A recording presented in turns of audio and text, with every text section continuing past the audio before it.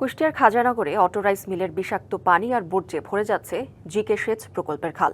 তীব্র দুর্গন্ধে বাড়ি ঘরে থাকা মুশকিল। আর খাল দিয়ে প্রবাহিত দূষিত পানি কৃষি জমিতে পড়ায় ব্যাহত হচ্ছে চাষাবাদ। বারবার তাগাদা দিলেও মিল মালিকরা শুনছেন না কারো কথা। কুষ্টিয়ার জিকে খাল এখন কৃষকের গলার কাটা হয়ে দাঁড়িয়েছে। জেলা সদর উপজেলার বর্তল ইউনিয়নের খাজানগর এলাকার প্রভাতী রাইস মিলের সামনে থেকে পানি উন্নয়ন বোর্ডের অধীন গঙ্গা কপোতাক্ষ জিকে সেচ প্রকল্পের দুটি খাল এলাকার মধ্য দিয়ে প্রবাহিত হয়েছে। অটো রাইস মিলের বর্জ্য আর দূষিত পানিতে জিকে খালের বদলে গেছে চিরচেনা দৃশ্য। বিষাক্ত পানি আর ছাইয়ে ভরে গেছে খাল। কোনো কোনো স্থানে বন্ধ হয়ে গেছে পানি প্রবাহ। তীব্র দুর্গন্ধের মধ্যে বসবাস করতে হচ্ছে এলাকার মানুষকে। পানিটা যখন পচে যায়, পানিটা গন্ধ হয়, মানুষের সমস্যা হয়, দুর্গন্ধ হয়। পানি ছিল না, পানি হলে গন্ধটা যায়, যখন আবার বন্ধ হয় সেখন গ্যাস হয়। আমাদের বাসা কাছায় যে সময়দেব ক্যানালে নামে করে আমরা যে হাঁটি দুর্গন্ধ। খাজানগর এলাকার মধ্য দিয়ে প্রবাহিত জিকে খালের পানি দিয়ে কয়েকটি গ্রামের মানুষ ধানসহ অন্যান্য ফসল চাষাবাদ করে আসছে। তবে সম্প্রতি কয়েক বছর ধরে দূষিত আর নোংরা পানি মাঠে যাওয়ায় কমছে ফসল উৎপাদন।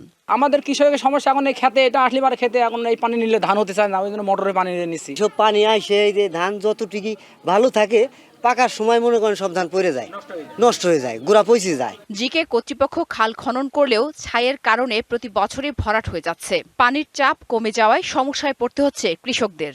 আসলে যে পরিমাণ বজ্র এইগুলোতে আসে, মিলগুলোতে আসে, সেই বিষয়ে আমি তাদেরকে পত্র প্রেরণ করছি যে এই ধরনের বজ্র ফেলে যদি খালের এই ধরনের বন্ধ করা হয় তাহলে তাদের বিরুদ্ধে আইনগত ব্যবস্থা গ্রহণ করা হবে।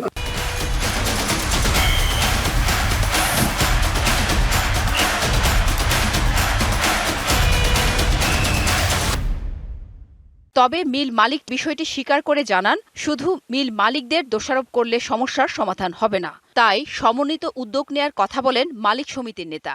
ছাই ধুলাবালুর একটা সংগ্রহ করো, এটা কিন্তু একটা অগোছাল, এটা অস্বীকার করার কিছু নাই। শুধু এককভাবে মিল মালিকদের দায়ী করলে হবে না, সম্মিলিত উদ্যোগ নিতে হবে। পরিবেশ অধিদপ্তর কয়েকবার অভিযান চালিয়ে জরিমানা করার পাশাপাশি মিলগুলো পরিবেশ বান্ধব করার জন্য তাগাদা দিলেও অনেক মিল মালিক তাতে কর্ণপাত করেননি। এই প্রতিষ্ঠানগুলোকে আমরা এনফোর্সমেন্ট শাখায় প্রেরণ করেছি এবং বেশ কিছু প্রতিষ্ঠান ইতিমধ্যে জরিমানা নির্ধারণ করা হয়েছে পরিবেশ দূষণের দায়ী।